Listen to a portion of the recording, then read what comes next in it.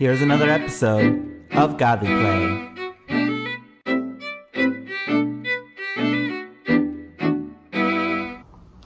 Hello everyone, my name is Matthew Biskup and I will be leading us in Godly Play this morning. Today we are going to read the story, Jesus Gives Peter a Job, on page 284.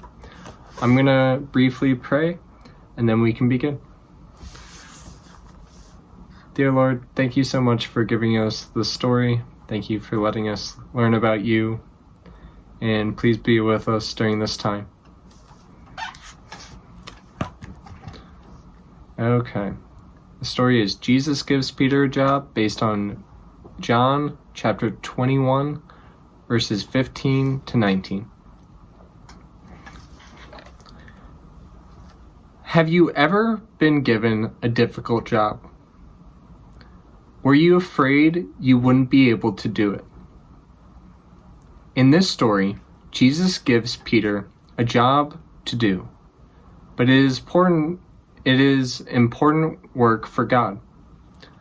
After Jesus came back to life on Easter, he liked to spend time with his friends. One morning, after he made them breakfast on the lakeshore, Jesus asked Peter, "Do you love me?" Peter was surprised at Jesus' question, because he had been with Jesus from the beginning.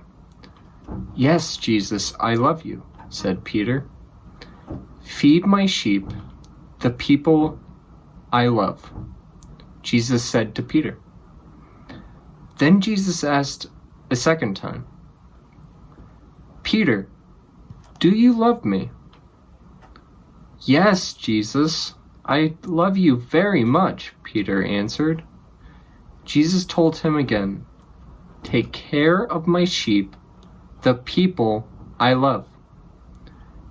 Then Jesus asked a third time, "Peter, do you love me?" Now Peter was really wondering if Jesus had heard his answer, and he said, "My teacher, you know all about me. You know that I love you and trust you.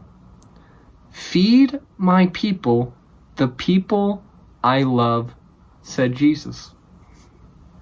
I love this story because it makes you really think about the people you love and what love means between one another. Okay, we're going to read our first question. Who says "I love you" to you? The people that say "I love you" to me, I think, would be my family. My mom, my dad, my sister, my brother, and also my girlfriend, who means a whole lot to me. I think whenever I'm able to call them or talk to them, having pieces of the words "I love you" really means a lot, and it really shows our connection to one another and shows that we care about one another. And I hope you can think of certain people in your life that tell you "I love you." Okay, our second question. What kind of job did Jesus give Peter? What kinds of things can you see him doing? Okay, so he says it 3 times, the job. Do you guys know what it is? If you can't find it, look in your story again. The job is feed my people, feed my sheep, and take care of the sheep. And every single time he says it, he says, "Feed my sheep, the people I love." So in this, Jesus is telling Peter, and he's using a metaphor, what is something personified or something that correlates to one another.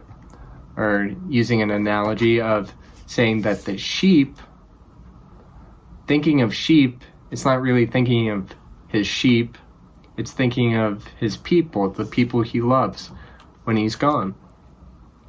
So that's the job that Jesus gave to Peter. It was to love his people and feed them. What kinds of things can you see him doing? So I could see Peter, after Jesus is gone, I could see Peter being the leader of the disciples, being the person to where people may be confused throughout their day. Maybe people are scared, maybe people are tired. That from Jesus being gone, people can go to Peter now. And it's not that he's Jesus or replaces Jesus in any way about being a God, but being a friend, being a mentor, being someone that others can rely on, that he can help people in similar ways to the way Jesus helped people. Our third and last question. Peter and his friends followed Jesus. Jesus asked Peter to continue caring for others. Name 3 ways you can be a follower of Jesus every day. If I had to think of 3 ways I can be a follower of Jesus every day, I think the best way to do it is, like our last question, is we're going to have to go back into the story.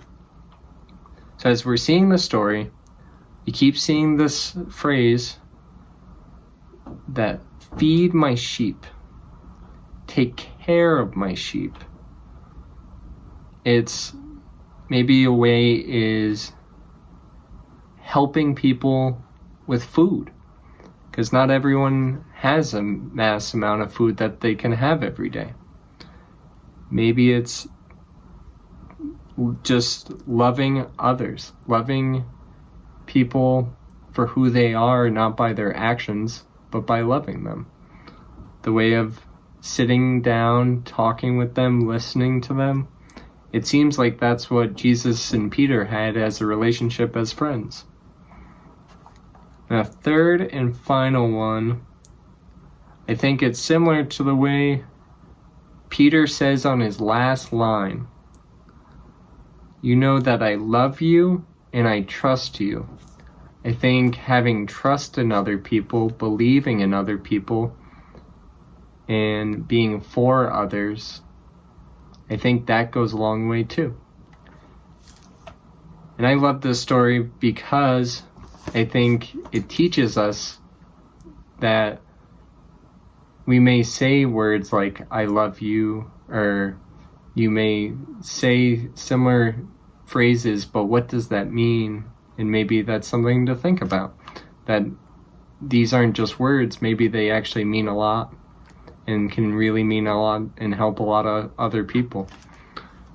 But that's our story today for Godly Play. I'm going to pray, and that'll be it. Dear Lord, thank you so much for this story. Thank you for teaching us about ways to love you, to listen, to hear, to trust other people. Please really let this instill in our hearts of ways we can be for you, we can embody you, and we can really help other people. And we can help ourselves, we can help our loved ones, and make this world a little brighter. Thank you so much for being with us as we read this story. In your son's name, amen. Thanks everyone.